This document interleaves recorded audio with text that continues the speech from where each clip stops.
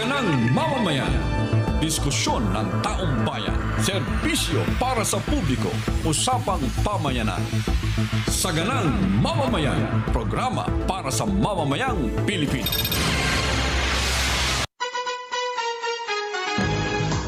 Oy, Monday na naman po. Masayang Monday sa inyo lahat. Masayang Monday na saan? Masaya ba ang Monday natin, Jen? Parang maraming malungkot ngayon. Pinipilit nating maging masaya. Alam mo naman, yan ang Dapat sana, no? anong tawag dito? Yan ang papel ng saganang mamamayan sa ating mga kababayan eh. Pasayahin eh, no? Oo. Eh, ang problema, Jen, paano ka naman Oh. sasaya pag nakikita mo yung mga gasolinahan ngayon? Bumisita ka na ba sa gasoline station? Bago pumunta ako dito, 2 gasoline station yung ano ko. Dinaanan mo? Dinaanan ko, traffic eh. Ba't kayo traffic dito? Doon pas ako, pila pala doon sa ano. Nako. Eh, buti yung Pila. nadaanan mo, may pila. Oo. Yung nadaanan ko, sarado eh.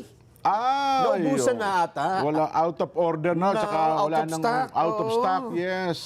Grabe, oh. Oho. Eh, bakit ba nagkaganon? Magkano daw ba ang Medyo, alam mo, medyo questionable nga yung out of stock.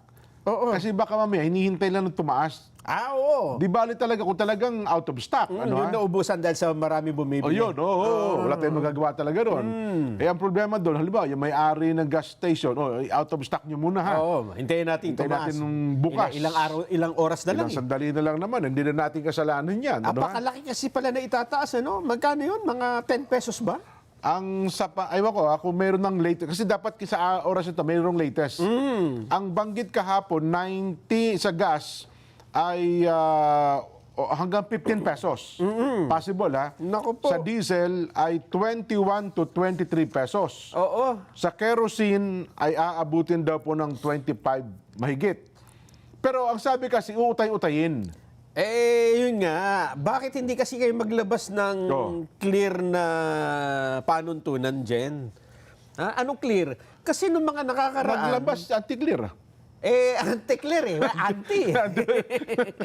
Kapag nung nakakaraan, di ba, ang labas nyo, alam mo, tinataya, piso, 2 piso, 3 piso. Dapat ganun. Kasi ang inilabas po ng Department of Energy, hindi ganun eh. Ang kanyang inilabas ay price cap, fuel price cap, na nakakalito din.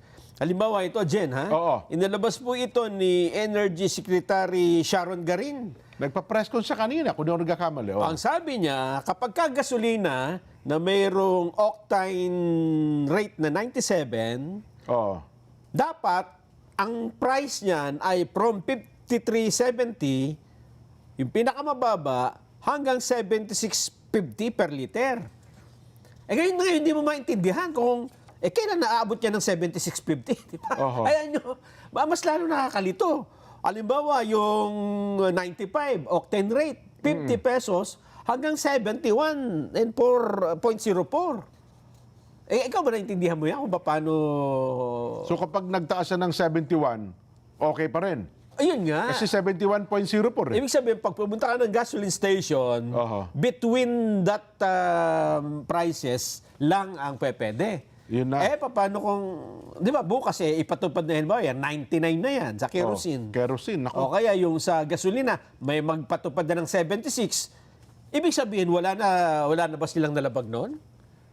Yun nga, kasi ang sabi nila, utay-utay eh. Ay, nga. Utay-utay, within a week. Within a week eh. Ang labo kasi, di ba? Bakit ka maglalabas ng ganito na lalong makakalito sa tao? Ako nalito ako rito eh.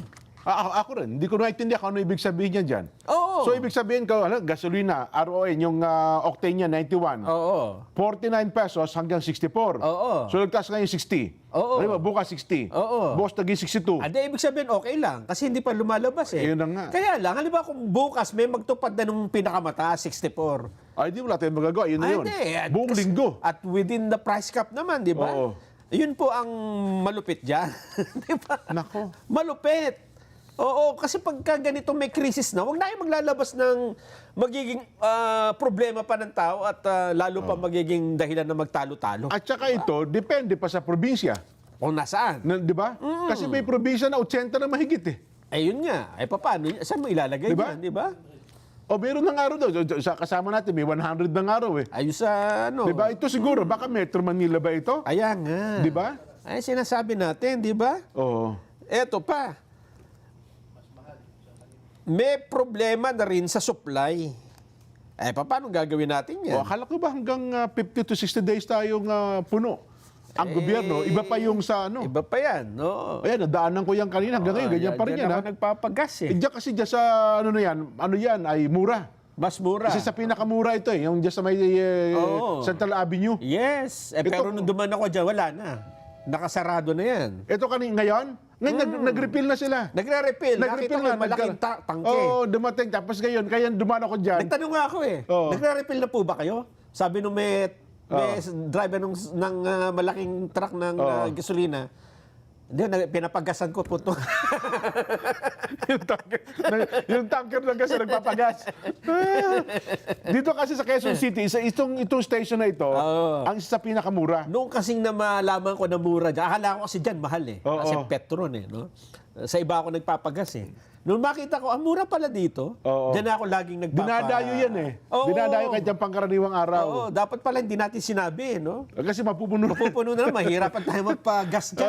Ako kasi, tinatsaga ako kasi, ayoko nang papalit-palit ng brand. Ganun ba? Kasi meron sasakyan na... masyadong maselan. Yes. Pagka kinargahan mo ng ibang brand, ayaw tumakbo. Ayun na, humihinto ko sa... Meron naman na sasakyan, gusto mamahalin pa, ikarga mo. Ayun, Yung pang-racing octane, naman, mga ganun. Oo. Sabi ko dun sa kotse ko, mahal ang gasolina ngayon, ha? Mag-tubig muna. Ako naman, sabi ko, ako nga, 2 araw na walang kain. Ikaw naman, ayaw tumakbo pag walang gas. Asado ka. Yun na nga, Abusado ka pa sa amo mo, ha? Oo. Yan po ang problema ngayon. Sabi po ni Secretary Sharon Garin, ito ata ay sa, sa Senate hearing. Oh. Ang sabi niya rito, Mr. Chair, I'm optimistic about this because we are preparing already. Ayan, sa House of Representatives. Sa Kamara ito. We are not waiting for April and realize that the war is still going on. Kasi last week, Friday, sa Senate eh. Pero karamihan doon ang pinatawag, mga more on OFWs eh. Yes. Mamaya may problema rin tayo dyan. Oo. All our companies are already talking to not just the current suppliers, but also suppliers from South America, and all other, Australia, even as far as Africa. They are already talking to them and locking in orders. Ibig sabihin, naghanap sila ng ibang mabipilihan. Dahil nga po sa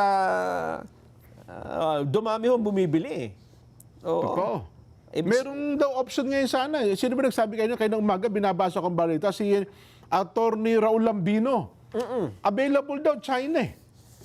Ang problema, sabi ko, Attorney Lambino, ingat kayo, baka maging paratangan kayo pro-China kayo. Doon kukuha. Doon daw, meron daw ngayon, mga stocks daw eh. Ang iba, doon na raw kumukuha. Ang Russia, meron din daw. Pero ang problema mo, parang mas mataas ata ang mahal. At saka meron atang, kung papaigang Amerika. Kasi parang may embargo ngayon sa Russia. May sanction, O may sanction eh. Pero nagpatupad ng Amerika ng parang binawasan ganon. ng sanction sa Russia dahil maraming ang mga problema sa langis ngayon. Ayun, kasi kung halimbawa, dadaan tayo sa Strait of Hormuz, gitnang silangan, problema talaga. Ngayon, kung kukuha ka sa kapitbahay mo, isa lang, China ang pwede mong pagkunan. So, hindi naman tayo basta-basta makakuha. Inaaway natin ang China. At saka, siyempre, hindi rin...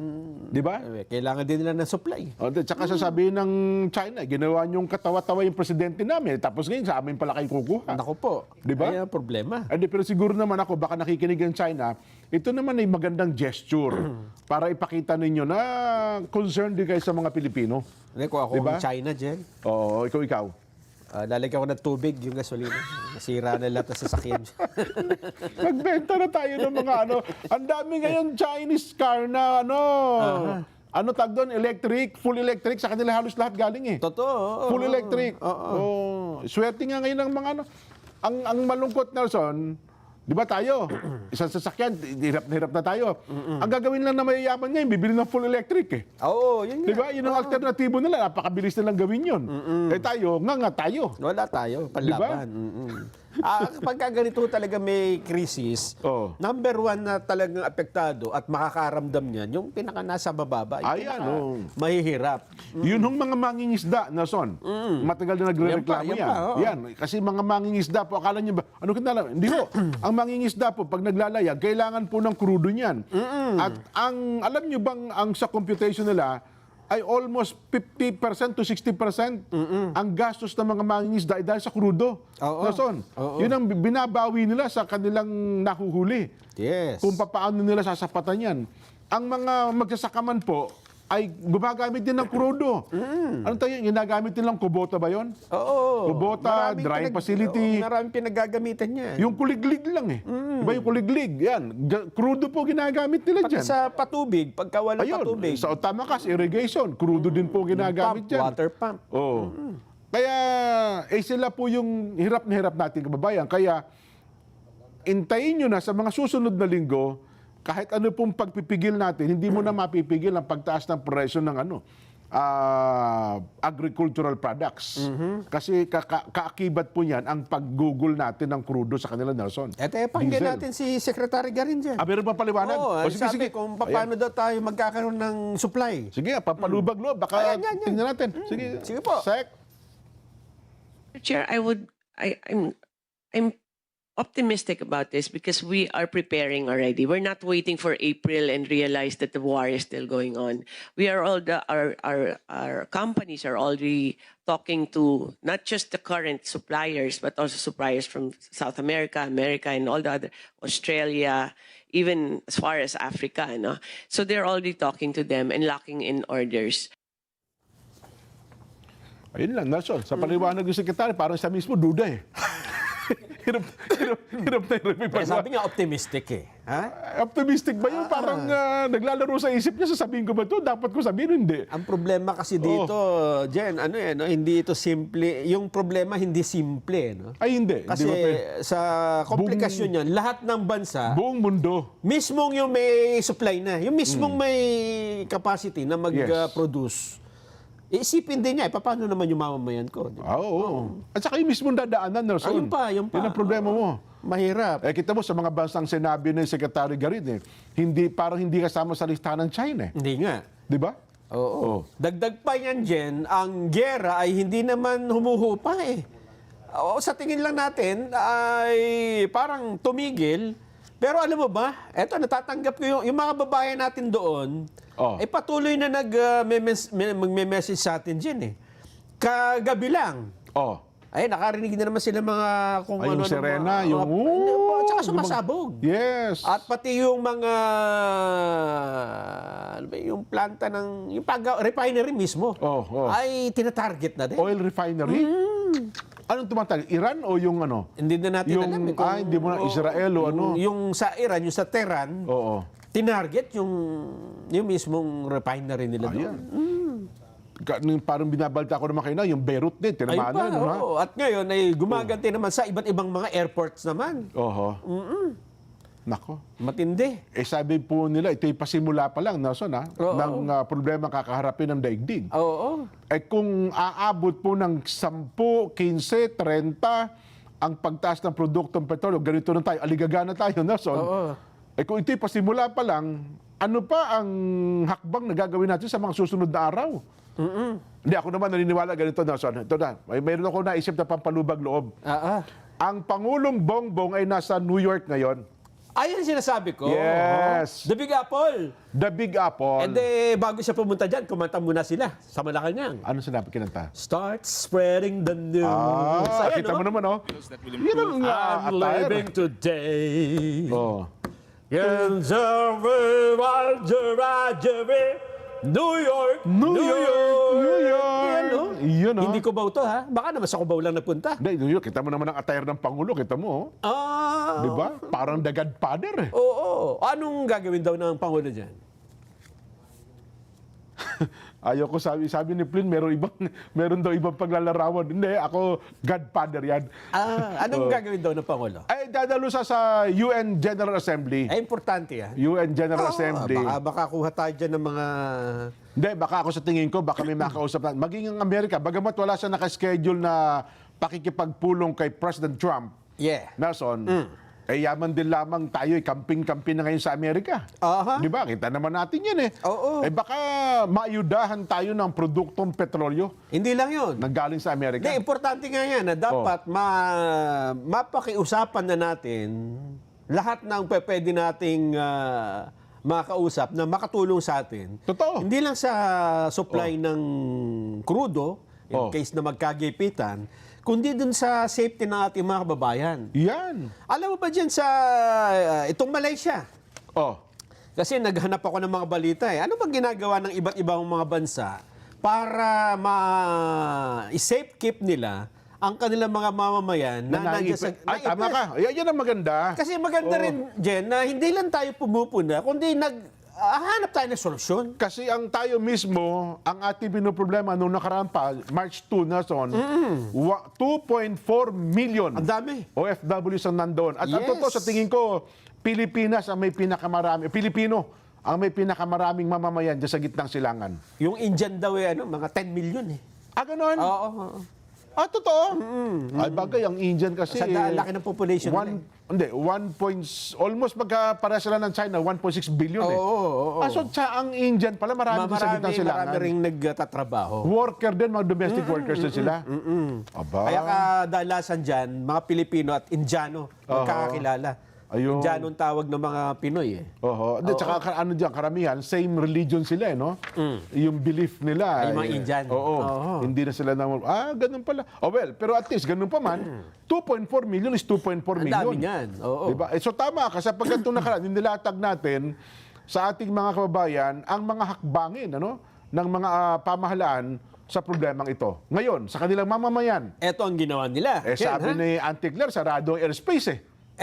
Sarado nga naman ang airspace at napakahirap nga namang magpadala ng eroplano doon. Totoo. Para sumundo ng mga kababayan ng ating Pilipino. Tayo, oo. Pero sa kabila noon, ay gumawa ho ng paraan ang iba't ibang mga bansa. Kasi kung sarado ang airspace, Oo. sa lupa kayo dumaan. Ay, tama. Oo. Ginawa nitong mga bansang ito. Nababanggitin natin. Halimbawa, Singapore. Singapore, ayan. Oo. March 9 ngayon, no? Nung linggo, March 7, nagkaroon po ang pamahalaan ng Singapore ng isang state repatriation flight.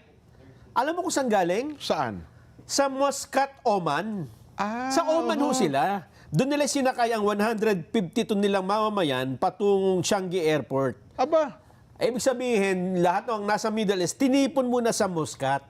So nagbaylan sila going to Muscat, Oman. Kasi hindi nga naman makakalipad kung... Ay, to. Di ba? Doon ka sa lugar nila, no? At sinundan pa ng flight noong March 8. Kahapon. Kahapon ulit. So naka-second flight pa sila. Dalawang araw. Ito yung sinasabi natin, Jen. Tingnan mo yung Malaysia, di ba? Sabihin natin... Ito lang, unang flight nila, 152 agad na, no? Marami. Singaporean. Oo. Grabe, no? Kasi lahat yan, okupado ng mga Singaporean.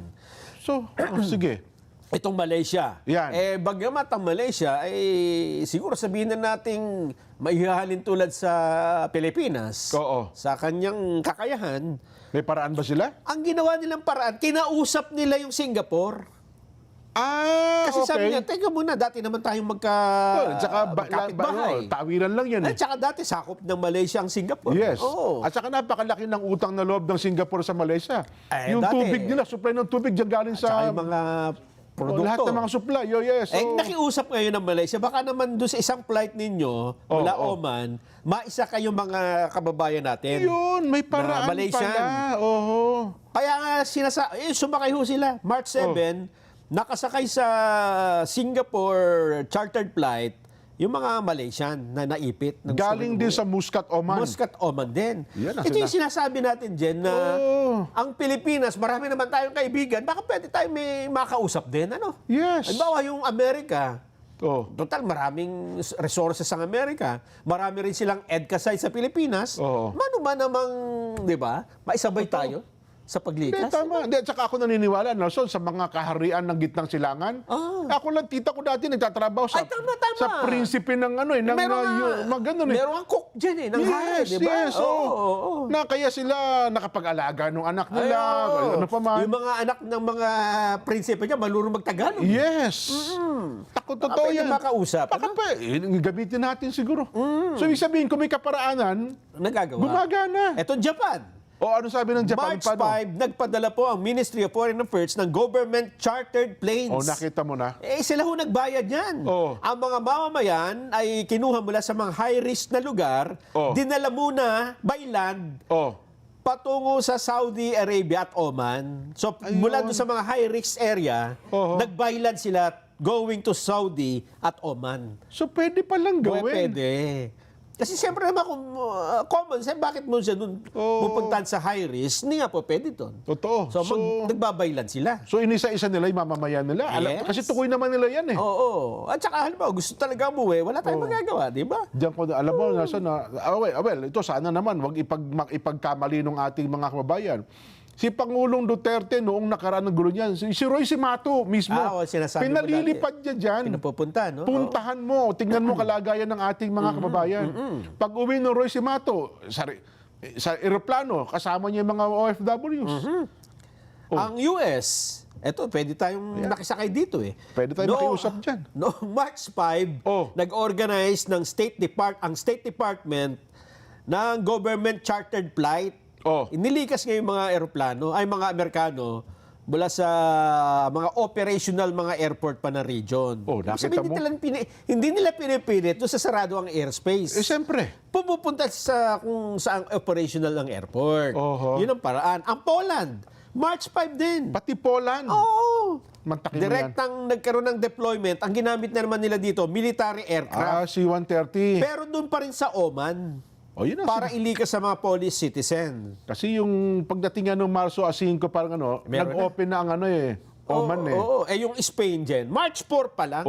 March 4 pa lang nagpadala na ng Air Force Defense Ministry, Air Force A330 military aircraft, doon pa rin sa Oman. Sa Oman din. 171 na mga Spanish citizen ang Mantakin mo kanilang naikarga. Mantakin mo, no? At March 3, isa ding government coordinated charter ang nakapag-uwi ng 175 Spanish national mula Abu Dhabi. Ang France, Jen. Yan. Malayo-layo yan. March 4, nagpadala rin ng military aircraft. 180 na mga French kinuha mula Abu Dhabi at meron ding charter flight. Inilikas 205 mula Israel naman. Nakita mo na. UK, United Kingdom. March 4, inayos ng kanilang pamahalaan. Mga European countries na to, Nelson, State-funded charter repatriation flights mula rin sa Muscat, Oman. Yung sabi, Muscat, Oman ng kasi kung doon ang open ng airspace, saka may operation ng aeroplano eh. Czech Republic, March 3, nag-organize din ng evacuation flight mula sa ligtas na transit points. At nakapag-uwi sila, 175 na citizens. Ang dami. Italy. March 2, ito pinakamaagang nag-rescue. March 2 pa lang, nagpalipad na ng isang specialized charter flight, 127, kinuha mula Oman. Ganyan sila kaagap. Dinala sa Rome. Napakaagap nila sa kanilang mamamayan. Kasi alam nila, siguro sa pagtaya nila, medyo lalala itong sitwasyong ito. At saka siyempre, matindi yung intelligence gathering nila dyan. Yung European Union na yan. Malalaman nila kagad na, teka muna, ano bang mangyayari? Yan ang purpose ng intelligence, di ba? Pag nakuha mo na, may mangyayari pa lang yan, no? Hindi lang naalaman mo, gagawa ka na action. Siyempre. Plano agad, punta agad kayo doon sa war room. Anong plano natin? May tao tayo doon. Ganito karaming tao natin dyan. Dapat may advance na ganun eh. Kaya nga may intelligence eh. Ngayon kung naunawaan, Nelson, nung Biyernes, bakit iwas na iwas si Secretary Hans Leo Kakdak ng DMW na sagutin yung tanong ni Senador Marcoleta. Ano ba yung tinatanong? Ang tinatanong niya, kasi tama ba ito, 1,416 ang OFW na gustong umuwi? Gusto mo oo. 1,000 mahigit. Opo. Ilan na pang napauwi natin mula March 2 kasi 8 na ngayon, di 4 na araw na nakalipas. 8, March, 6 na. Hindi, tama, 6 na oras na pala. Biyernes sa 8, no? Tama. Ganito po, ganyan. Pasikot-sikot, ayaw niya sagot. Hindi, yung gusto lang natin malaman, out of 1,416, ilan na nakauwi? Ano po, na proseso, hindi, sagot. Ilan nga? Ilan nga? Alam mo, lumabas. Wala pang napauwi. Lumabas, 60. May umuwi na 60. May naiuwi na 60 na OFW galing doon sa Middle East. Yun, kasi kung out of, di sabihin, nang pumapatak ka, 16 lang na iuwi mo, doon sa 1,416, hindi napakalit na Kaya ngayon ko naunawaan kung bakit siya iwas na sagutin yung bagay na yon. Hindi, tsaka totoo, hindi pa ata yun ng talagang pagpapauwi, no? Ay, hindi pa. Sumabay lang sa... Mukhang, oo nga. Oo. Yun, So talagang flight yun no? Oo. Ngayon, Mga na-stranded yata yun dito sa nakita nating ito, pwede naman pala gumawa ng kaparaanan, Nelson. Tama. Magagawa ng paraan, no? Kung meron talagang nakahandang plano, no? Kasi nagagalit nga si Auntie Claire, Bakit? Gusto mo marinig? Sige. Meron tayo. Paano ba? Nagagalit si Auntie Claire. Ba't yung kasi kino-question, hindi mo makauwi ang mga... sige nga, iparig natin. Auntie Claire, ano masasabi mo doon sa ating mga OFW sa gitnang silangan? Statement lang daw. Statement lang. Statement lang? Ganun ba? Sayang naman. Anyway, anong statement ni Auntie Claire? Labas nga natin para nang sa ganun ay makita ng ating mga kababayan. Kasi ito interview yata dun sa habang naglalakad lang. Parang ambush interview lang ba ito? Sige nga, patingin na statement. Oho. I, by virtue, akala ko magdedeclare. Yan po. Sige. Ano Yun sabi? lang po kasi ang hindi nagiging maganda sa iba nating mga kababayan. Instead na maging positibo, mas nagiging negatibo po. Mas nadidinig pa ang pagbagsak ng... Teka lang, tama ba itong ating... Parang iba ata ito. Pinakamabuti mo, naglalakbay muna tayo. Double check nyo muna. Para ibang subject ata. Magagalit sa atin si Auntie Claire niya. Sasabihin na naman tayo natin. Formal na pong isinagawa ang inaugural program ng Port of Malbog sa sitio Malbog, Barangay Manhak sa Look, Romblon. Kasama ang lokal na pamahalaan ng Look at mga kinatawan mula sa ilang ahensya. Sinundan ito ng ribbon cutting ceremony na dinaluhan ng mga opisyal ng Philippine Ports Authority, partikular na po ng PPA Port Management Office, Batangas at iba pang opisyal. Inaasahang mapapabilis ng bagong pantalan ng biyahe mula po sa Look, Romblon, papuntang Katiglan Port na makakatulong sa transportasyon, turismo at ekonomiya ng naturang lalawigan. Ayan. Ang ganda kasi ng mga lugar dyan sa sa Romblon. Aba, Kung Budoy pala yun, Kung Budoy. Kayo po ba'y maglalakbay sa pamamagitan ng mga sakyang pandagat, gaya po ng barko, roro, ferry at iba pa? Panoorin niyo po ang paalaala ng PPA.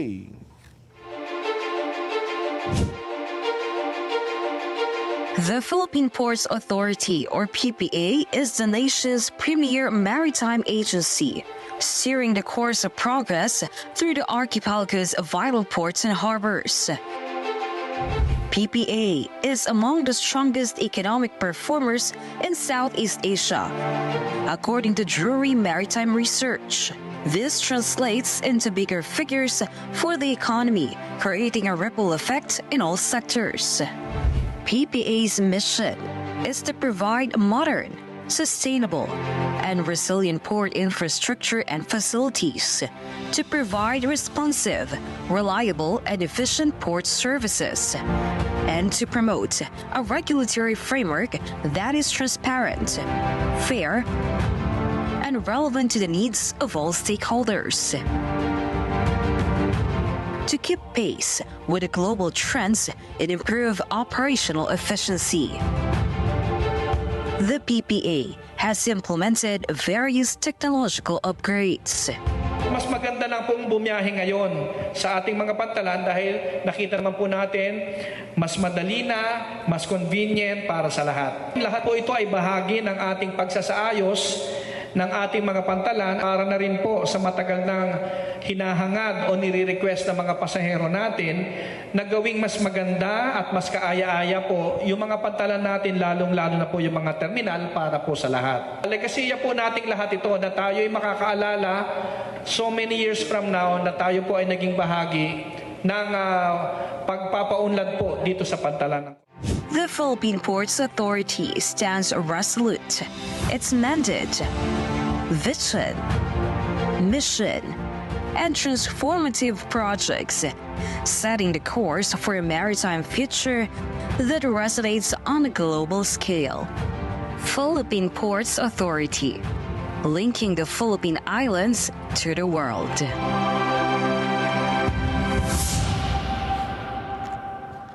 Magbabalik pa po ang Saganang Mamamayan.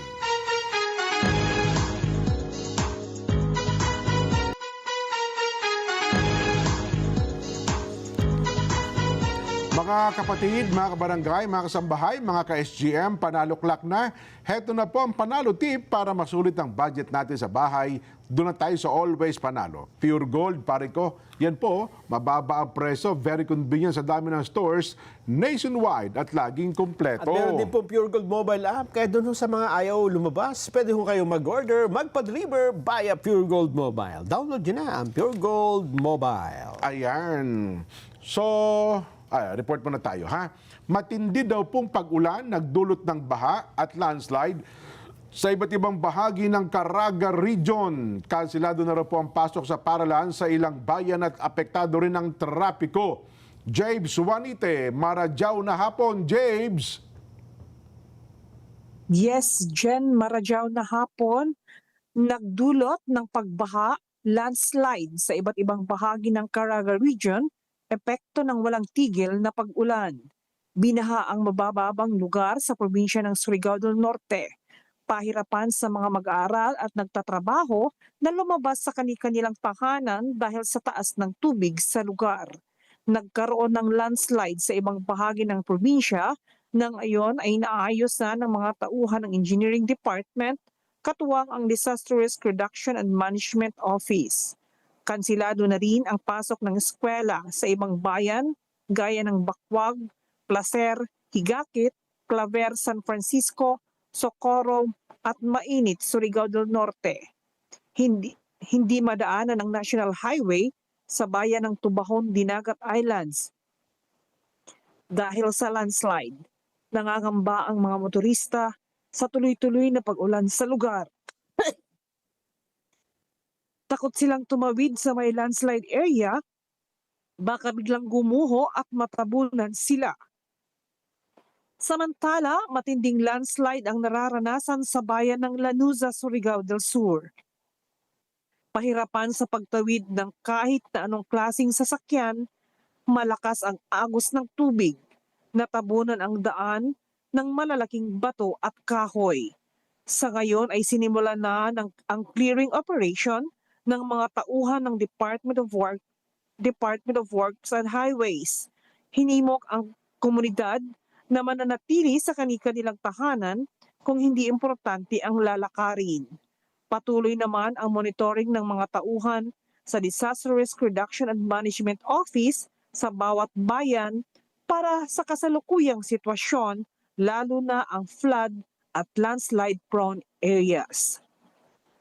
Sa presyo naman ng langis ay hindi pa nagtataas ang mga provider dito sa probinsya ng Surigao del Norte at Dinagat Islands.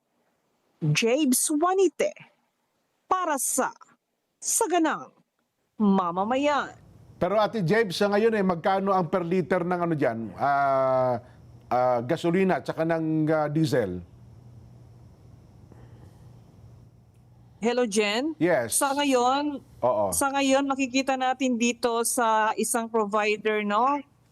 Merong 66.39 sa diesel at sa meron 64.65 naman at 65.65 sa iba namang yung sa gasoline. Dito naman sa isa sa Shell ito 66.59 ang diesel, 75.05 ang power gasoline yata ito at saka 64.70 ang V-Power. Medyo mura-mura pa dyan. Dito sa Metro Manila, maabot na ng mga 70, pas mataas. Ano ha? Anyway, Ate James, okay naman kayo dyan? Huminto na ba ang ulan? Hindi pa, magdadalawang Nako, oh. araw na ito, Jen, na ang sunod-sunod na pag-ulan, hindi pa nahinto. Bakit sabi ng Pag-asa sa report ata hanggang bukas, baka daw tumigil na. Ano ha? Anyway, Ate James, ingat kayo dyan ha. Sana Maraming naman. salamat. Salamat. Ayun. Maraming salamat. Yan po si James Juanite mula po sa bahagi ng Surigao del Norte. Yan hong Caraga area. Dason? Ito pa dyan, no? May isang personnel ng Department of Migrant Workers, isang tauhan, nag-viral po ito dahil sa pumunta dun sa opisina niya sa Bahrain Napanood ko nga yan. Yung mga OFW. Sa halip na kausapin ng maayos. Kasi may bibigay doon ng mga parang... Oo, may mga ayuda daw na itutulong Meron ba tayong video nun, yung nag-viral? Meron ata. Hindi ko lang alam kung kinuha natin. Ano? Kasi nagkalat kayo sa social media yan. Ano bang ginawa nung... Kasi hindi ko rin masyado napanood Ano bang nangyari? Sabi niya, wala nang dito, wala na kayong tulong na makukuha dito ngayon. Sabi ko kasi pupunta kami rito na meron daw mga tulong napanood sa sa mga TV, no? OFW. Oo nga, Yes. Oo, ibibigay daw. Sabi niya, wala. Doon nyo lang napanood sa TV yun. Naku po. Magsumbong na kayo kung kanino nyo gusto magsumbong. Sabi? Sabi nung opisyalis, nung di ko alam kung opisyal man yun, basta sabi daw, tauhan daw ng DMW DMW. Well, hindi natin kasi kabisado. Baka, yun lang ang pagkakilala nila. Baka yun naman talaga hindi totoo. Oo. Na empleyado nga. Ayun, yan. Ayan. Oh. Ito ba yun? Ganun lang po ka kadali sabihin yun? Yan. Ganun lang ba ho kadali sabihin yun? Nandito po kami ngayon? Anong bawal? Bakit bawal? Wala rin nung nagsabi kahapon sa amin na maganon. Oo. Oo, sa Pilipinas, meron yung ganito, bawal. Hindi, dapat sinabi nyo rin sa amin kahapon na ganito, may tapos abiso kami na, ganon. matagal na po. Ngayon, kung saan ho kami galing, wala naman kami natatanggap na kahit ano. Pumunta kami dito. Paano ho yan? Dapat may abiso sa ano. Pero wala na ho, tapos na po ha. Hindi na kayo ma-entertain. Sir, bakit Tapos na po ayuda. Magsumbong na kayo sa magsumbong sa mga gusto nyo pagsumbungan. O, na magsumbong Ang Manila ho ang nagsasabi, walang sige, pondo. walang problema. Sa Manila. Walang pondo ha. Wala na pondo. Sige, ilikot nyo. Kahit magsumbong na tayo sa Pilipinas. Magsumbong kayo. Sige, dali. Ayun, Magsumbong madami na pala, kayo, oh. magsumbong. Ang problema kasi kung saan pa pala galing yung mga OFW, no? Malalayo yan. Kasi, Dinayo pa sila doon. nasa Senado na yung magsumbong kay Tulfo ngayon Oo. Tsak, malalaman niya kasi tamang-tama. Kasi siya ang chairman ng Senate Committee on Foreign Relations. Ang sabi pala niya, Oh. Manila ang nagsabi na wala ng pondo. Yung sabi nung taga-embassy. Parang humihingi nga ng ayuda, kaya lang wala na daw silang pondo. Pero kung tama, no, nasa paraan ng pagsasalita yan. Yun na nga. Sana, halip po kayo, magkaunawaan tayo. Magkapi po kayo rito, pasok po kayo. Kasi pareho na mainit ang ulo Yun na nga. Kasi ang mga Pinoy naman, pagka naipaliwanag mo ng maayos, makikinig naman no? Totoo. Gusto niyo po, tingnan niyo po yung... At saka hindi naman hihingi ng tulong niya kung bastante sila. Di ba? Kaya kasi pumupunta yan, pinangakuan. Kaya tapos sasabihin niyo po, magsumbong na po kayo kung gusto niyo magsumbong. Yung mainit nga ulo, mahirap yan. Ang nangyari tuloy, pinauwi po siya. Pero totoo ba kaya baka hindi naman legitimate na embassy official yon? Baka naman sinabi na niya, Leo kakdak ganon? na tinawagan na niya at pinapauwi. Ito nakabiolate na ito? Ang sabi niya, I have issued the order recalling that MWO Bahrain employee being highly disrespectful to OFWs in a viral video. Nakita mo nga naman, Ayun. Pinauwi. Ayan. Di ba? Kung kinausap niyo ng maayos, parehas kayong, tuloy, pinauwi siya. Anong papauwi? Bakit papauwiin daw? Dahil nga Baka pakukunin ng pondo. Di ba? Kasi kung talaga walang pondo, Dapat ano, no? Mauunawaan naman ng ating mga OFWs. Pasensya na po kayo. Ako nga din, hindi pa ho ako kumakain eh. Mga ganun ba, di ba? Baka may dala ho kayo. Baka may dala kayo. Pagsalusaluhan muna natin. Mga ganun, ano? Oo. Tama, para sa halip na magtatalo kayo, mag-aaway. Kasi ang ginawa niya parang itinaboy pa niya, eh, no? Oo. Pwede man niyang papasukin, eh. O baka may mga tao din doon, pero dapat maintindihan, ano? Oo. Ayun, no? Nagumustra pa kung ano-ano mga minumustra, eh. Ang ganda pa naman ako. Violet na violet, eh. Oo. Oo. Barin, no? Ay, saglit lang. Pasok daw natin itong report ni Neymar. Ano, ito pa. Yan. Online na po ang emergency power ng Pangulo. Ha? Inilagay na sa online ang emergency power ng Pangulo? Nagkadugto. Online na si Mar. Yung report online. na. Hindi. Hindi, sinadya kayo para medyo nakakatawa. Nagmamadali, eh. Hiling ng emergency power ng Pangulo, bibigyan daw ng prioridad ng liderato ng Senado. Sa harap daw ito ng krisis sa langis. Ano kayang emergency power ito? Mar Gabriel, magbabalita. Mar? Yes, Nelson, Jen, handang iprioridad ng liderato ng Senado ang hiling na emergency power ni Pangulong Ferdinand Marcos Jr. upang mapababa yung excise tax sa mga produktong petrolyo sa harap ng nararanasang krisis sa langis. Ayon kay Senate President Vicente Soto III, nitong weekend ay nakipag-usap na ang kanyang opisina sa tanggapan ni Executive Secretary kaugnay sa hiling ng palasyo. Oras na matanggap niya ang formal na kopya ng request, ay agad niya itong ipapasa sa Committee on Ways and Means, sa Committee on Finance at sa Committee on Energy upang agad na matalakay sa pagdinig. Ayon kay Soto, pipilitin nila itong maihabol bago yung adjournment nila sa March 21. Bagaman kailangan daw itong dumaan sa 3 pagbasa, maaari naman daw itong isang tabi kung may emergency situation. Bukod sa pagsuspinde sa excise tax at sa value-added tax sa produktong petrolyo, isinusulong naman nitong si Senator Risa Hontiveros yung pagpasa ng 52.8 billion pesos na supplemental budget. 12 billion pesos daw dyan ang para sa transport subsidy, 2.8 billion pesos para sa agricultural subsidy, at 38 billion pesos para sa emergency fund, para sa OFW repatriation at sa reintegration program.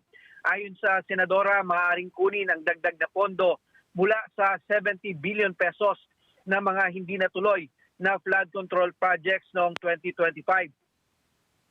Maaari din daw i-repurpose bilang agri-subsidy yung 2.5 billion pesos na pondo para sa farm machineries ng Philippine Center for Post-Harvest Development at Mechanization.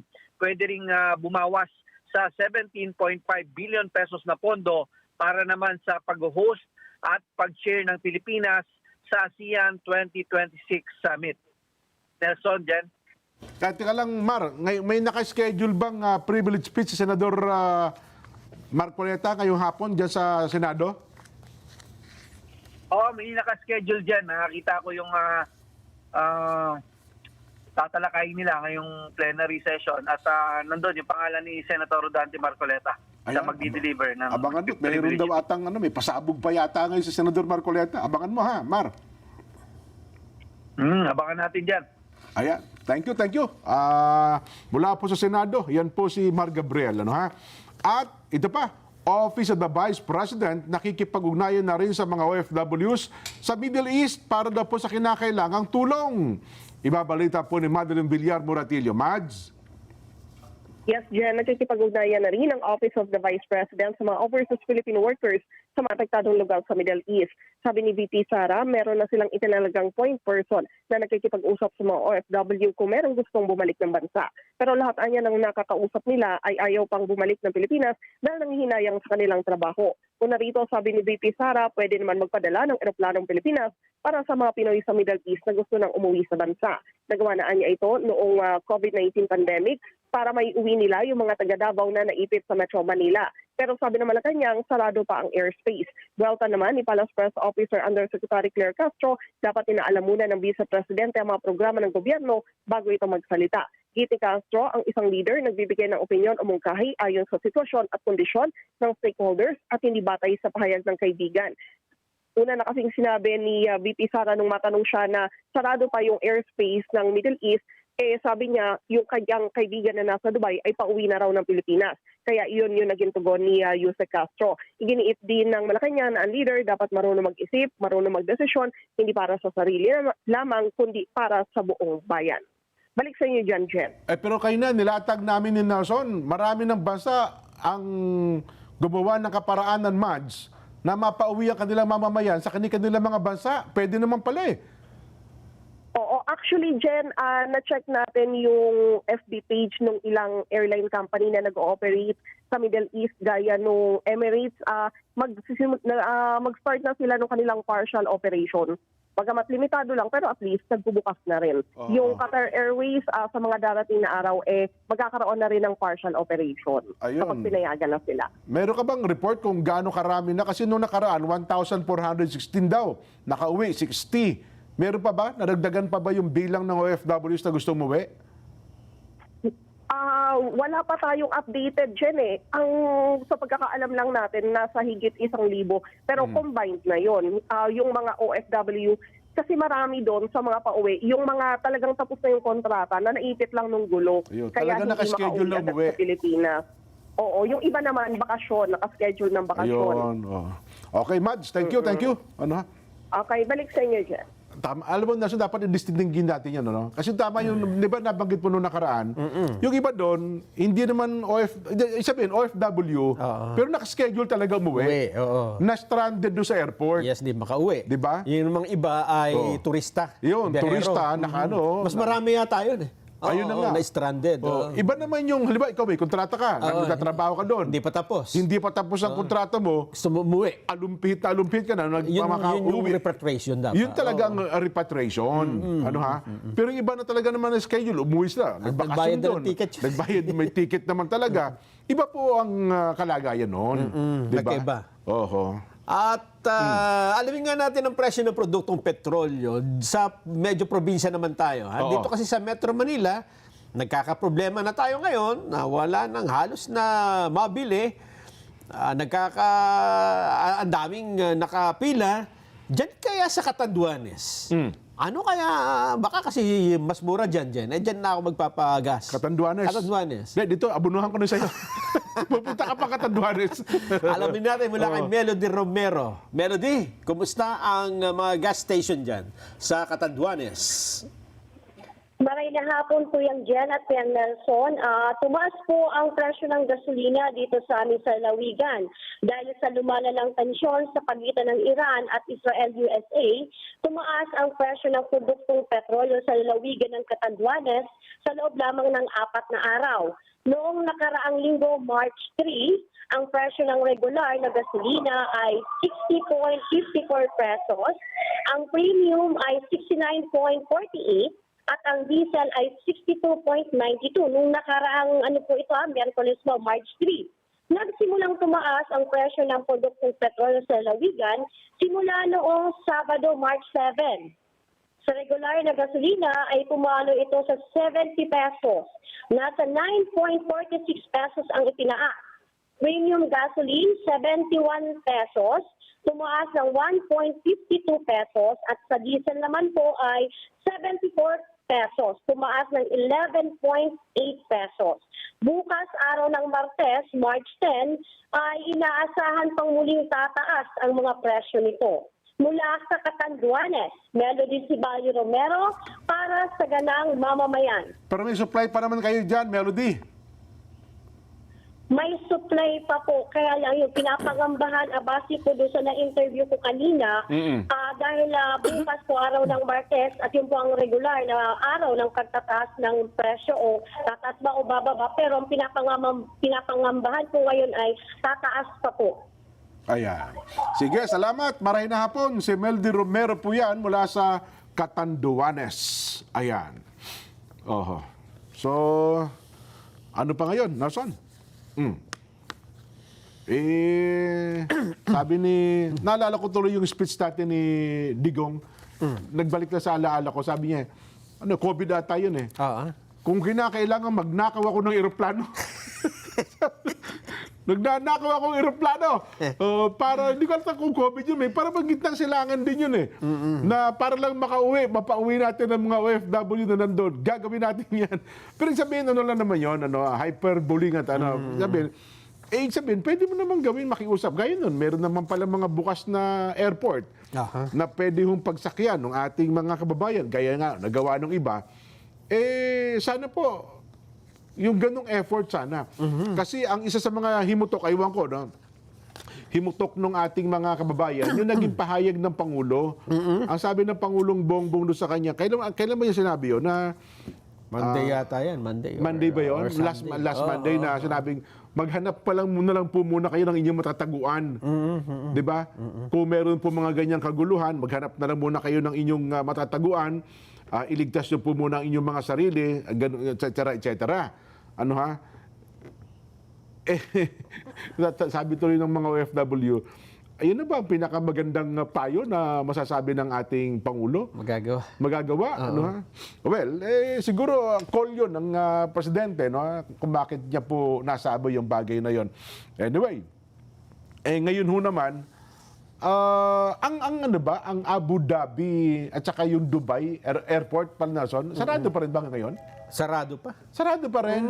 May mga pangilan-ngilang, gaya na isang araw, nagpalipad sila, pero hindi lagi. Dahil ang latest ata dyan, kung hindi ako nagkakamali kahapon, or nung isang araw, may sumabog na naman na malapit doon sa airport mismo. Nako. Isang drone ang pinasabog doon sa airport. Kaya hindi ibig sabihin si Marjorie buhay prinsesa ngayon doon sa airport, no? Nakauwi na ata ng Canada bago mangyari. Ganon. Akala ko nandun pala sa 5-star hotel ng Dubai. Yes. Ano ha? Oo. At least sa kanila ganon. Sa atin dito mamumulubi ang ang airline company. Totoo yan. Lalo ngayon, balita ko ang PAL. Kasi nangangasiwa ata ngayon ang anak na ni Ginoong Lusutan eh. Ganun ba? Yung mas bata, medyo mahigpit daw ang kamay. Mahigpit. Ay, eto dyan ang payo ko sa mga mahilig mag-travel. Bumili na kayo ng ticket ngayon. Bakit? Habang di pa nagtataas. Ano bang kinakarga sa aeroplano para tumakbo? Aviation fuel, turbo. Tataas din yan. Di ba? Hindi, kapag bili mo ngayon, di baka masapul ka ng pag-alis. Hindi, pwede mo namang yan eh. So advance booking na? Advance booking ka na. Ganun ba yan? Yung bang perfect timing ba yan? Ngayon, no. Kasi yan, bukas yan, baka tumaas na. Baka narinig nila ito. Magtaas na tayo ng ticket. Hindi, pero kung halimbawa, travel ka next year. Pwede na bumili ngayon. Sabi mo na, December, January, kasi para malamig pa. Pwede yan. Mamaya bumili ka na. Di, mas mura yun kumpara sa... Kasi in-expect mo, baka mahal ang Pagka hinintay mo yan, pagka lumala pa yung crisis, mapipilitan magtaas. Lahat yan tataas. Ganun pala technique dyan. Sige, binigyan mo ko. Pangungutang natin yan. Kasi baka singilin agad advance eh. Kasi maraming mga ngayon, kailangan credit card. Sisingilin, babayaran mo kagad eh. Sa bagay, no? Di ba? Pero ewan natin. Basta, hindi ka pa nakakaalis, nagbabayad ka na. Bayad ka na. Paano mo, installment mo ng isang taon din. Isang taon din. Para pagdating nung flight mo, tsaka yung huling bayad mo. Ayun, sige. Kahapon lang, nagpunta ako ng mall. Ang daming mga sales sa tours eh. Ganun. Parang nakikinato ko dyan yung panahon ng pandemya eh. Ayan. Bago mag-lockdown, ang dami ding sales ng tours eh. Nag-offer na sila? Hindi, problema mo lockdown, 3 years. Ay kung 1 year lang ang buti kung... Naabutan ako niya, nakabili ko ng tour din, pang ibang bansa, nag-lockdown. Ang hirap kong i-refund. Nire-refund? Hindi mo pwedeng gagamitin mo sa iba. Sa ibang... Ang hirap nga, yan ang sinasabi ko na medyo kakabaka-baka, baka hindi mo mabawi eh. Ang kaibahan, alam mo, yung panahon ng pandemya at saka ngayon halos parehas, ang kaibahan lang, hindi, kasi noon, ang presyo ng produktong petrolyo, hindi pumalo ng gusto. Tumaas din, mga 70. Kaya lang, ang kagandahan, hindi mo kailangan. Hindi ka gumagamit ng sasakyan eh. Yes. Diba? Yun ang pagkakaiba. Ngayon, kailangan mo, tapos mahal pa. Ayun. Naku, mabigat nga ang laban natin sa bagay na ito. Kaya itong si Kuya, alam mo ba si Kuya Eljan Rivero dyan? Sino si Kuya Eljan Rivero? Laging sumusubaybay sa programa natin. Composer to eh. Aba? Kaya magpapaturo ako sa'yo, magkukumpos na lang kami ng mga kanta-kanta para magkaroon tayong pambayad sa gasolina. Anong kanta to? Jingle, mga ganyan? Jingle. Malapit na yung election, di ba? Akala campaign jingle. Akala ko jingle ng mga programa, mga ganon. Commercial. Ganon. May yung katol, dyan. Gawin namin ng jingle yan. Ganon. Katol. Gusto mo ng katol. Ay, nako. Kung ano na lang naisip natin eh. Sige be-break muna tayo. Meron tayong mga kapanayam eh. Pagbabalik ko natin, ito, mga seryosong usapan, meron tayong mga kapanayam. Ang may kinalaman to sa Philippine export natin. No? So, ano ba epekto nitong mga nangyayari ngayon sa ating bansa? Ha? Magbabalik pa po ang Saganang Mamamayan.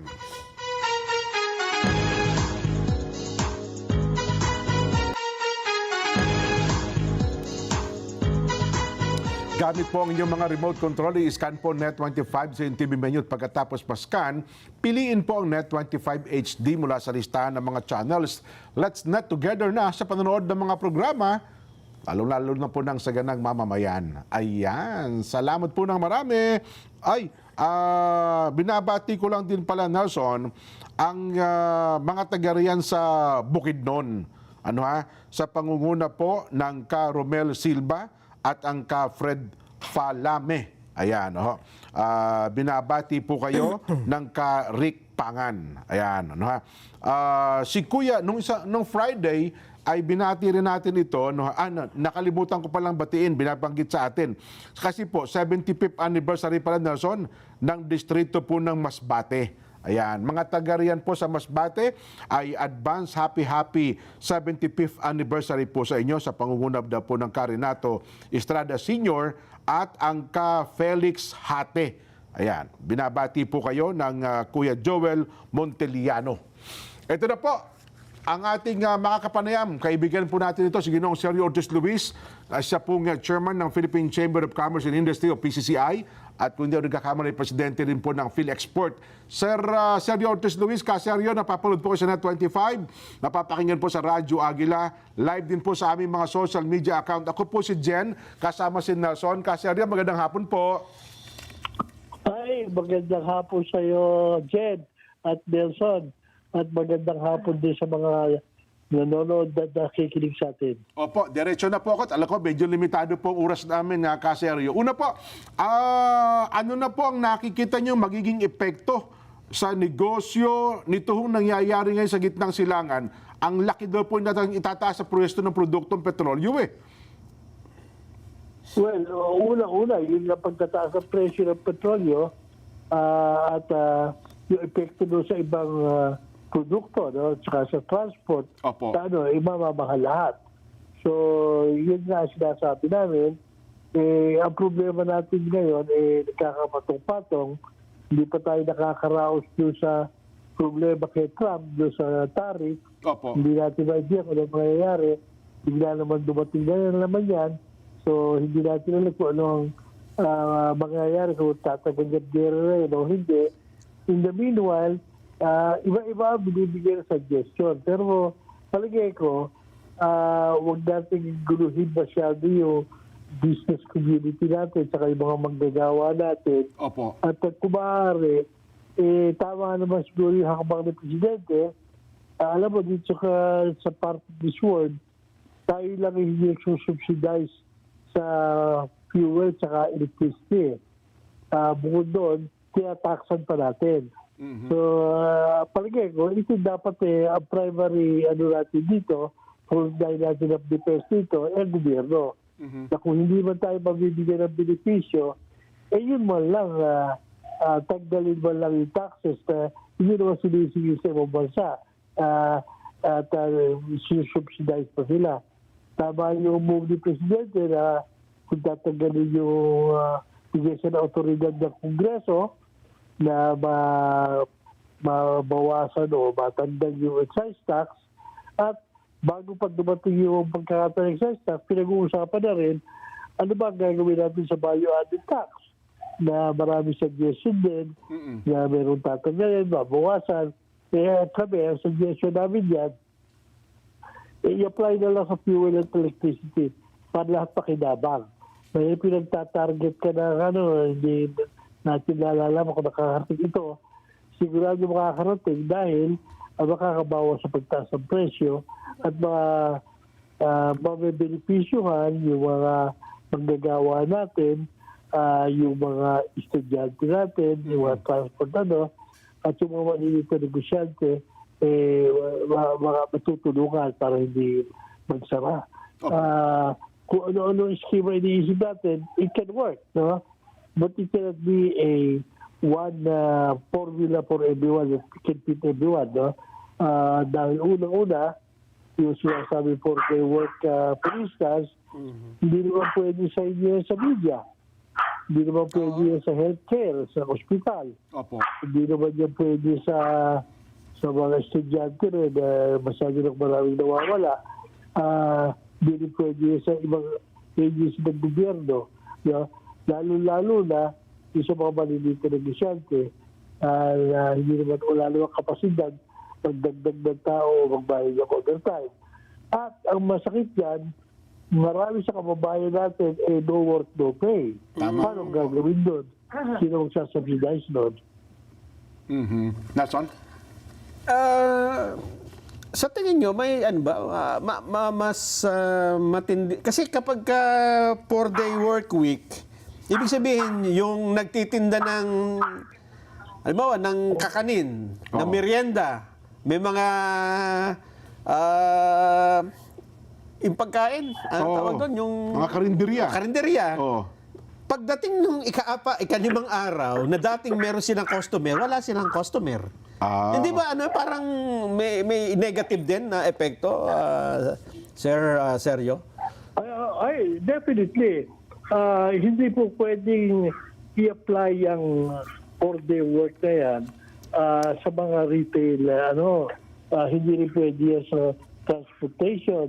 Dahil mawawala kita. Ang masakit, marami sa kababayan natin no work, no pay. Pag nagbawas siya ng araw, kikitahin lang sa additional days. Di wala. Mabigat nga itong Pero balikan ko po yung binabanggit nyo kasi naging panukala, bawasan o kaya tuluyan na pong alisin yung excise tax. Kung ito po aalisin, baka naman daw po maapektuhan yung ibang serbisyo publiko natin na pinagkukunan o kinikita natin sa mga buwis na ito, Kaseryo. Well, unang-una, sabi ko nga sa inyo, marami tayo lang i-subsidize yung ating fuel at tinataksan pa natin. Yun man lang. At saka sinasabi naman, maraming nawala sa gobyerno, ninakaw, anomaly, maraming nire-recover. Marami pa ipinapasambatas kayo na hindi namin maintindihan kaya magagaling ang pera. Meron pa panukala kayo na 3,500 a month, lahat ng walang bahay. Ako, isa mo kukunin yun. Kaya ito, magbabalik ka sa taong may, ito ang pinakamagandang pagbabalik. Tanggalin, huwag mo lang i-subsidize, tanggalin mo lang yung taxes. Ganun po? Hindi ba delikado yun, Kaseryo? Well, hindi ko alam ang numbers. Pero palagay ko sa excise tax, naririnig ko lang, hindi naman siya ako recupit. Parang it can affect 13 pesos of the price of fuel. Yung tinataas sa fuel yan, medyo masasalo ng konti. At kung meron pa mga suggestion din na tagdalin yung VAT, bawasan yung VAT. Pag binawasan mo yun, ang mga benepisyo, yung mayayaman, yun ang nagbabayad ng VAT. Kaya sabi ko, sa ganun na gawin mo, ibigay mo na sa fuel para lahat ay makinabang. Well, ang mabigat lang kasi dito sa ating ipinasang 2026 budget, mangungutang tayo ng mga almost 1.3 trillion. Sabi daw po sa report, kung babawasan pa natin yung kikitain ng gobyerno, baka mas malaki po ang ating utangin, Kaseryo. Ganun talaga mangyayari. Ngayon, ano naman ang gagawin natin ngayon? Hindi naman kaya i-subsidize yung mga bagay, yung mga maapektuhan yan, yung mga kumpanya. Alam mo, lalo na yung maliliit. Pero sabi lang sa'yo, meron tayong sa MSME. Hindi totoo yun. Deep service yun. Opo. Ang MSME natin dito, 90, pareho na ibang bayan, more than 90%. Tayo, 98.5%. Ano? Ang micro, natin, pinakamataas sa buong 90% ng ating mga enterprises micro. Mabigat pala. Yung small, 8% lang. Opo. Yung medium, 1%. Yung lahat sa sinasabi, kaya yung lahat na yan, wala pang 1%. Ang kalabay na empleyado nandun sa micro and small. Ay, nako. Pero doon ho tayo, naalala ko isang araw na pakinggan ko kayo na sa yung dating export natin, Kaseryo, kasi nabanggit nyo na sa pakikipag-away natin sa China, yung tong World War na ito, parang hindi po nakatutulong sa inyo sapagkat kayo po, ang inyong sektor, ay tuloy-tuloy po dapat ang transaksyon at maayos na pakikipag-unayan, lalong-lalo na po sa China, Kaseryo. Tama po ba yon?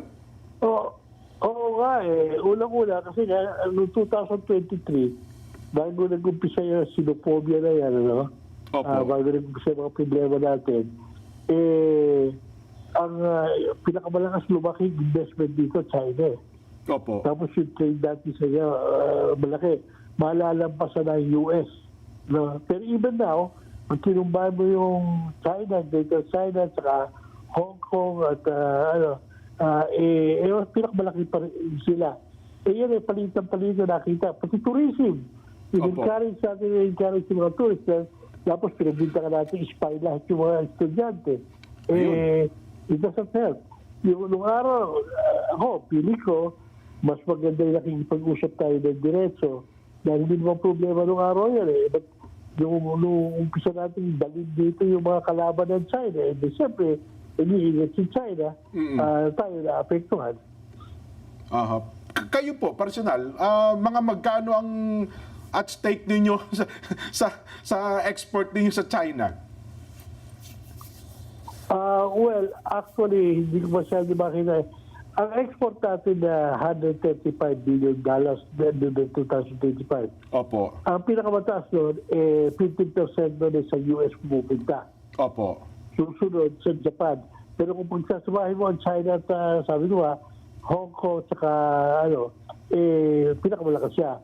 So, lagyan na lang natin na nasa 12% ng China o 10% ng $135 billion noon, palit kayo yan. 10% ng $135 billion, pati services yan, $13.5 billion. Yung export. Ang mga nasa industriya po ba'y sinasangguni kung paano natin dapat tinatrato itong problemang ito, Kaseryo? Wala nababasa lang dyan. Pagka kumibo ko, mapapagtinda ka pro China. Tama kayo. Oo nga, no? Baka mapagbintangan. Kumbaga sa atin dapat trabaho lang, walang personalan, Kaseryo Ako, medyo malakas-lakas ang loob ko magsalita dahil hindi ako Chinese. Kaya yung mga Chinese, sabi bagay, oo nga po, no? Pero paano ba natin ito dapat hinaharap ng maayos? Actually, dapat nga, gusto ko matuloy yung debate ni Senator Marcoleta at saka ni Justice Carpio. Opo. Para maliwanagan natin, ano ba talaga yung ari natin? Ano ba talaga yung decision ng arbitrary ko na hindi naman natin ma-idea? Kung yung sinasabi Presley sa media, yun ang iniintindi natin, marami ko narinig na question at para maiintindihan ko na bakit ganun ma-action ng China? Dahil sinasabi natin, hindi naman ako sigurado kung ano yung desisyon at marami naman hindi nakakaintindi ko arbitral decision na yun. So dapat liwanagin para alam ng tao, hindi yung panay kaaway ng away. Nangyayari tuloy, private na pa mas maganda relasyon natin sa ownership ng mga kiniklaim natin noon kaysa ngayon. Palayo tayo ng palayo. Mamamatay tayo natin, diyan makukuha ito, inaakti natin nato. Dahil hindi tayo nakikipag-usap ng utay. Aha. Ay, nako. Pero anyway, Kasaryo, sa malaking problema natin kinakaharap ngayon sa ekonomiya natin at saka yung gulo sa gitnang silangan, ano ho ba pwede niyong ibilin, sabihin sa ating mga taga-subaybay? Kasaryo. Well, actually, ang problema dyan ngayon, hopefully hanggang fuel problem lang. Siyempre, ang gobyerno dapat pumontaryan. At tayo, kung ano man yung magagawa natin on our own, yung mga businessmen, talaga gagawin lang, magagawa para makatipid. Dahil hindi ba naman gustong malugi ka, no? Dahil dyan. Pero ang nakikita ko lang talaga solusyon dyan, yung gobyerno aksyon. Tsaka kulang, tama naman ang ginagawa ng gobyerno, wala naman tigil na pakikipag-usap, ano? Hindi ko alam kung hanggang saan naabot yun. Aha. Anyway, Kasaryo, from time to time po ay makikipag-unayan kami sa inyo. Salamat po sa inyong oras. Ay, salamat din sa inyo at sa ating mga tagapakinig. Opo. Si Ginoong Sergio Ortiz Luis Jr., ang isa po sa mga opisales ng Philippine Chamber of Commerce and Industry at ng PhilExport. Ayun. Tuloy tayo? May break ba o tuloy? Tuloy. Yun, tuloy daw tayo, Nelson. Yan. O, ano pa? Eto, sabi naman ni Education Secretary Sani Angara, baka estudyante, baka naman sabihin nyo na 4-day work week na rin. Oo nga pala, oh. Hindi po kasama ang mga public school dito. Ayan. Ayon sa DepEd. Ang 4-day on-site work mula Lunes hanggang Huwebes ay ipapatupad habang ang Biyernes ay work from home. Ito'y bahagi ng pagdugon sa pagsisikap ng gobyerno na makapagtipid ng kuryente at fuel consumption. Ang bagong setup daw pong ito sa ilalim ng Memorandum Number 018 Series of 2026 na pinirmahan po kahapon lang, magsisimula daw yan today, March 9. Ayan. And it will stay, mananatili hanggang hindi pa inaalis ng Office of the President. Ang 4-day on-site work ay para lang sa non-teaching at related personnel. Ibig sabihin, hindi nagtuturo. Kabilang ang contract of service at job order employees. Ito namang mga teacher, mga teaching personnel, regular class po, schedule. At para ito hindi maantala ang klase at school activities hanggang sa matapos ng school year. Ayun. Ngayong taon. So ang 4-day work week lang ay mga hindi nagtuturo. Pero sa pang-limang araw, office works, pang-limang araw, work from home na. Ayun. Pero kukunti lang yan sa DepEd. Ay, totoo. Maaari niya sa mga opisina. Mga opisina, main office, mga regional offices, mga ganyan. Yes, pero sa eskwelahan, halos lahat papasok. O pati nga principal, yan, At dinagdag din ata dyan yung hanggat maaari, discourage na natin yung paniningil ng mga graduation fee. Matagal nang sinasabi yan. Ano lang ata, binigyan din kasi baka mamaya, meron na naman daw tayong problema sa bagay na. Yun nga, Ayun. Mabuti po naman yan. So, mga estudyante, 5 araw pa rin ang pasok. Pasok pa rin kayo. Baka pagdating ng Biyernes, sabi ni Nelson, tsaka ni Jen, pagdating ng Biyernes. Wala nang pasok. Hindi po ha. Hindi po. Papasok pa rin po kayo. Ayan.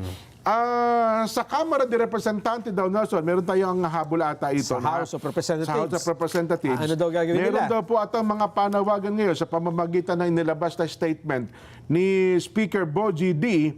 ukol doon sa mga priority bills, Nelson, para maiwasan daw po at hindi patindi ang impact ng pagtaas ng presyo ng produktong petrolyo sa ating ekonomiya, partikular na po sa mga magagawa, sa commuters, sa mga farmers, saka sa maliliit na mga negosyo. Sa kanyang pahayag ay inilabas daw po niya at panawagan sa kapwa niya mambabatas ang iba't ibang komite ng Kamara at nagsusulong daw po ng mga priority bills at mga hakbang na makatulong upang mapagaan ang epekto ng mga pandaigdigang krisis, partikular na po sa ating mga kababayan.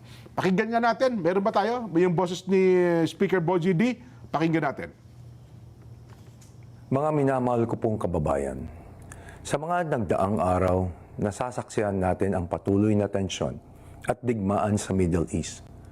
Bagamat malayo ito sa ating bansa, alam natin ang mga ganitong pangyayari ay may epekto sa buong mundo, lalo na sa ekonomiya at sa pagtaas ng presyo ng langis na direktang nararanasan ng bawat pamilyang Pilipino.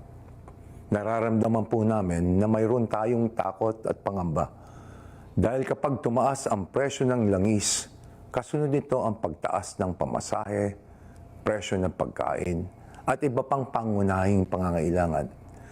Dama po nating lahat ito ng mga manggagawa, ng mga magulang na nagtatrabaho para sa kanilang pamilya, at sa bawat Pilipinong nagsisikap mabuhay ng may dangal. Sa kabila nito, nais ko pong ipabatid na hindi po kayo nag-iisa sa pagharap sa mga hamong ito. Ang kapulungan ng mga kinatawan po ay patuloy na ginagampanan ang mandato nitong pangalagaan ng kapakanan ng sambayan ng Pilipino. Kasama po ang aking kapwa mambabatas at ng iba't ibang mga komite, kami po ay walang humpay na magsusulong ng mga priority bills at mga hakbang na makakatulong upang mapagaan ang epekto ng mga pangdaigdigang krisis sa ating mga kababayan. We recognize that this is a challenge we must face head-on, which is why the House of Representatives will work with the executive to focus on the measures that will help cushion the effects of rising oil prices on the various sectors of our economy, especially our workers, commuters, farmers, and small businesses. Masugid po nating pagtutuunan ng pansin ang mga batas at patakaran na magpapalakas sa ating ekonomiya, magpoprotekta sa kabuhayan ng ating mga mamamayan, at magtitiyak ng kaginhawaan at kaligtasan ng taong bayan. Ayun, Nelson. Sana sa lalo madaling panahon, ano? Pabilisin nyo lamang po ito mga ito. Kasi alam mo, pagka pinadaan natin sa batas, alam mo naman ang proseso ng paggawa ng batas. Matagal. Diba? Medyo matagal. Ito po ang problema ang kinakaharap ng ating bansa ngayon. Kailangan dito mabilis ang aksyon. Partikular na po ang kapakanan ng ating mga kababayan kung lalo ko sila naiipit sa gulo. Diba? Ayun. Teka lang. Nabasa mo, ano ba itong... ano bang background nito nung sinabi daw ni Senador Marcoleta na tutol siya doon sa magkaroon tayo ng pwesto sa United Nations Security Council? Nagtanong na ata siya kung anong mapapala ng Pilipinas. Ganon. Hindi ko kasi Parang pinapaliwanag lang. Parang nag-react. Pero maganda siyang magpaliwanag dyan. Tignan natin. Iba yung pagkakaintindi natin. Viral na naman sa mga social media. Ako naman, hindi ko alam ang background nito. Mahirap na talakayin natin. Baka kasi pati pala Malacanang nag-react. Kasi nga, minsan, di ba, pinuputol yung statement, nilalagay kung ano nung kahulugan. Mas maganda siya na mismo magpaliwanag. Ayan. Baka magkamali na naman tayo. Abangan natin Iba yan. naman pala ibig Kasi sabihin. dito para bagang ang dating, tinututulan ng Senador Marcoleta na magkaroon tayo ng pwesto sa United Nations Security Council. Ayun. Alamin natin yung context niyan. So, alamin natin yan sa susunod na araw. Sa susunod na araw. Bumati muna tayo. Happy birthday kay Hulfa. Maganda ng pangalan, Hulfa Bahilango at Catherine Semera ng Silang Cavite. Ayun. Happy birthday din po kay Chelsea Ann Grace Seryosa from your SPS family. Sa Chelsea pala yung birthday? Araw na ito? Yung ating writer doon sa Chelsea. 100% si Chelsea. Ayun. Happy birthday kay Arcade Eliazar Bambao. Ayun. At happy birthday kay Brother Kenneth Rizal Rendon ng Davao del Sur. At happy birthday kay Ann Elizalde ng Oregon, US of A. Si Kasani Correa, meron pinababati, Nelson. Tama. Kanina umaga pa yan. Saan na ba yun? Nasa iba? Meron kang kopya? Ito ang kanyang pagbate. Sabi po ni Kuya Sani Correa ay... Kanina niya pinadala ito Oo. Ano ito? Yan. Pwede bang... Pwede bang pakibati sina Harley Alcantara? Ayan. Ang aming tagapangasiwa, Glenn Ching, pangalawang tagapangasiwa ng Britain South UK. Yan. At saka si Brother Cromwell Correa. Anak niya yan. Yan, ng Battersea, UK. Ayun. Wow! Lahat po sila ay regular na nanonood ng programa sa ganang mamamayan ng 100% at ikinakampanya nila sa lahat ng mga kabarangay sa abroad at sa UK na sumubaybay po ng ating palatuntunan. Ayun. Salamat po, Kasani, Harley Alcantara, Glenn Ching at Brother Cromwell Correa. At Ayan. binabati natin ang ating mga kabarangay dyan sa Marseille, France. Wow. Ang pagbati ay mula sa Alejo family, mula kay ka Edwin Alejo. Aba, At alam mo bang birthday ngayon ng bunsong anak ni Rolly Berrano? Si Aki Berrano. At dahil sa kapos, hanggang happy Sabi ni Carol, panalangin nyo, sapat na yan. Ayan, hanggang dyan lang tayo. Talaga naman. Ayos na yan. Oo, tipid tayo ngayon. Ha? Talaga si Carol, pampalubag-lobang lagi pinapaabot sa atin. Mahal ang gasolina ngayon. Oo. Sabi naman, Si Iris Violet naman ay nakasubaybay mula dyan sa Qatar. Jen, ha? Ayan. Alam mo, marami tayong mga kababayan sa Middle East, kaya hindi tayo nahuhuli. Totoo. Sila ang nag-report sa atin mismo. Hindi na natin gusto ipakita kung nasan sila at kung sino sila, pero first-hand information po. Yan. Nakakarating sa atin tungkol sa ano talagang sitwasyon dyan sa gitnang silangan. At sabi ni Kadyo Salvador, dito sa amin sa Boog, sa Buanga del Sur, 75 pesos ang kada litro ng diesel. Pero kapag nakababati ako sa ganang mamamayan, saglit kong nalilimutan ng tumataas ang bilihin. Yun. Yung pala naman, may pambawi ang Kadya. Kasi naaaliw kaming pakinggan ang inyong mga pagbati. Ayun. Salamat po naman ng marami. Kahit po nagmamahal ng mga bilihin, mabati namin kayo sapat na po yan. Ano ha? Kadyo, salamat po. Ang ka-Patrick Maylard Magsino naman, sabi niya, pakibati naman ang ka-Dani Prejeliana ng Mediterranean. Happy birthday po. Ayan. Si Tita Mids Laksamana naman ay namumroblema, Jen. May bakit? Dahil sigurado daw magmamahal na naman ang delivery fee.